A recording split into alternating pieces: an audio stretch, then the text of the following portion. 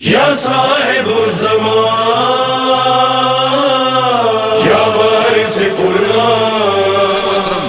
آٹھویں امام رضا علیہ السلام، اللہم صلی علی محمد وآل محمد۔ آٹھویں امام نے جو ہے وہ واضح حدیث کے اندر بیان کیا اسلام کا مطلب کیا ہے۔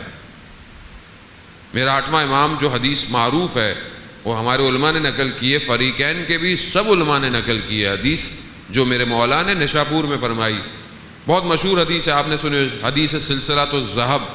سلسلۃ الذہب یعنی سلسلہ جو کہتے ہیں اس کڑیوں کو، چینوں کو جو ایک دوسرے سے جڑی ہوئی ہوتی ہیں۔ کچھ حدیثیں ہیں جو سلسلۃ الذہب ہیں۔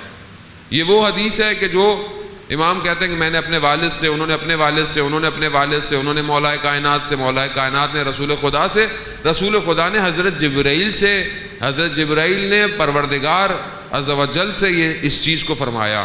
کیا فرمایا؟ لا الہ الا اللہ، کہ نہیں ہے کوئی معبود سوائے خدا کی۔ یہ جو کلمہ ہے لا الہ الا اللہ، یہ کہا یہ جو کلمہ ہے لا الہ الا اللہ حسنی، یہ میرا قلعہ ہے۔ پروردگار کہہ رہا ہے کہ یہ میرا قلعہ ہے، لا الہ الا اللہ یہ میرا قلعہ ہے۔ اب جو بھی اس قلعے میں داخل ہوگا امن من عذابی، میرے عذاب سے نجات پا جائے گا۔ یہ قلعہ ہے، یعنی گویا یہ لا الہ الا اللہ جو ہم پڑھتے ہیں کہ جب ہم مسلمان ہو گئے یہ کلمہ ہمارا ہے، اور یہ صرف کلمہ لفظ نہیں ہے، یہ کلمہ اپنے اندر پوری کائنات کو سمیٹے ہوئے ہے۔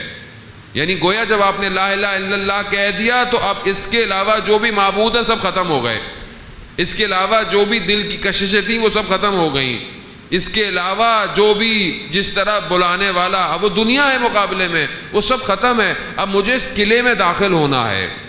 تو وہاں پر راوی بیان فرماتے ہیں کہ جب امام نے یہ کہا امام کی سواری چل پڑی، پھر امام نے تھوڑا سا آگے نکل کر، کئی ہزار کہتے ہیں کہ علماء اہل سنت اس حدیث کو لکھ رہے تھے، امام نے محمل کا پردہ ہٹایا اپنی سواری میں اور کہا کہ اس قلعے میں داخل ہونے کی شروط ہیں اور میں اس میں سے ایک شرط ہوں۔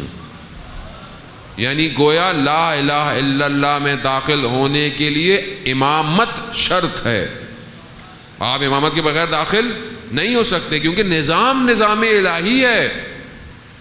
اور پروردگار نے اس کلمے کو قرآن کے اندر، آپ توجہ ہوں، قرآن کیا کہتا ہے کہ یہ کلمے کی مثال کیا ہے؟ اس کلمے کی مثال کیا ہے؟ شجر طیبہ۔ پروردگار کہتا ہے کہ اس کلمے کی مثال جو میں بیان کر رہا ہوں بالکل ویسے ہی ہے جیسے شجر یعنی درخت، یعنی ایک طیب درخت ہے کہ اصلھا، جس کا اصل جو ہے وہ زمین پر ہے، جس کے فر جو ہیں وہ آسمان پر ہیں۔ پروردگار اس کو ایکسپلین کر رہا ہے، اس کو خوبصورتی سے اس کو انہینس کر رہا ہے تاکہ ذہن طریقوں کو، کیونکہ انسان کا ذہن تخیلات کو بنانے کا ذہن ہے، اگر اب بات سادی کی جائے تو سمجھ نہیں آئے، اس لیے مثال سے سمجھا رہا ہے پروردگار۔ اس کی جو اصل ہے اس کلمے کی وہ، اور اصل کیا ہے؟ اصل اس کی معصومین علیہ الصلوۃ والسلام ہے، یعنی لا الہ الا اللہ توحید کا اساس معصومین علیہ الصلوۃ والسلام ہے، اور اس میں سب سے افضل رسول خدا حضرت محمد مصطفیٰ صلی اللہ علیہ وآلہ وسلم۔ اللہم صلی علی محمد۔ اور اس کا جو فر ہے جو آسمانوں میں رفعت کیے ہوئے بلندی پر ہے وہ محیط ولایت ہے، یعنی وہ ولایت میں جو اہل بیت کے آئے گا، جو اپنے آپ کو اونچا کرے گا، اپنے آپ کو اس کمال پر لے کے جانے کی کوشش کرے گا، وہ اس ولایت تک حاصل ہو پائے گا۔ ولایت میں نے پہلے بولا آسان نہیں ہے، ہمارے لیے بہت آسان ہے، ہم تو شکر کریں گے چلیں آسان ہے علی علی کرنا، لیکن علی کے راستے پر چلنا آسان نہیں ہے۔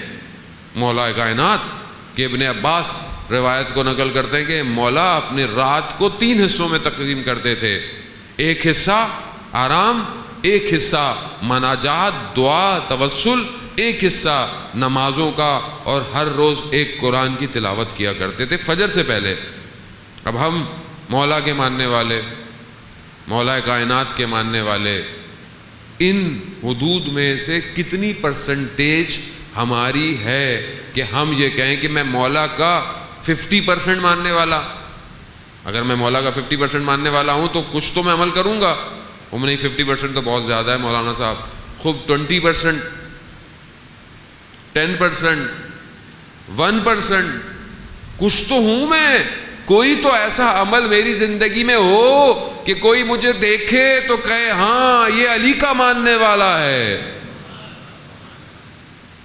میں وہ غلط بات کہہ دی، وہ بھاری بات کہہ دی، عزیزان محترم، عمل سے تاریخ میں لوگوں نے دکھایا کہ علی کے ماننے والے تھے۔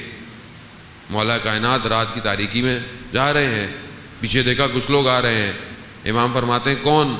کہا مولا آپ کے شیعہ ہیں۔ امام رک گئے، امام قریب آئے، امام نے ان کو دیکھنا شروع کیا۔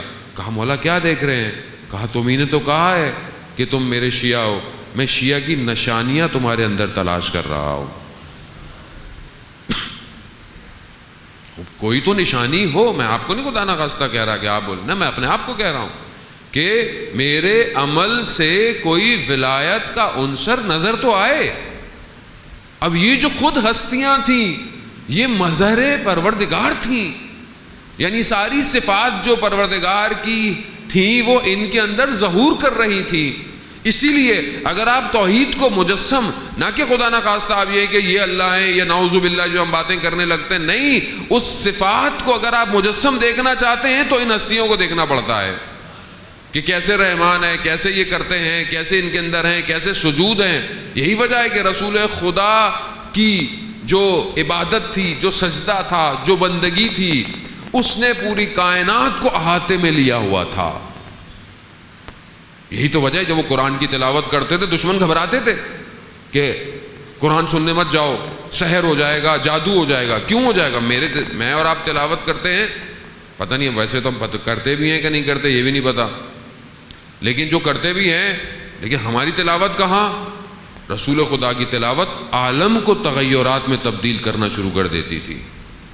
تلاوت کہ جو اصل قاری ہے وہ کہ جس کے دل پر، قلب پر قرآن نازل ہوا ہے، اس کا وجود کیسا ہوگا، اس کے سجدے کیسے ہوں گے؟ اسی کی تو عبادت ہے جس نے ہماری عبادتوں کو تقویت بخشی ہوئی ہے، ورنہ ہماری کہاں عبادت کرو؟ اگر ہم درود نہ پڑھیں تو ہماری تو کوئی چیز قبول ہی نہیں ہوتی ہے۔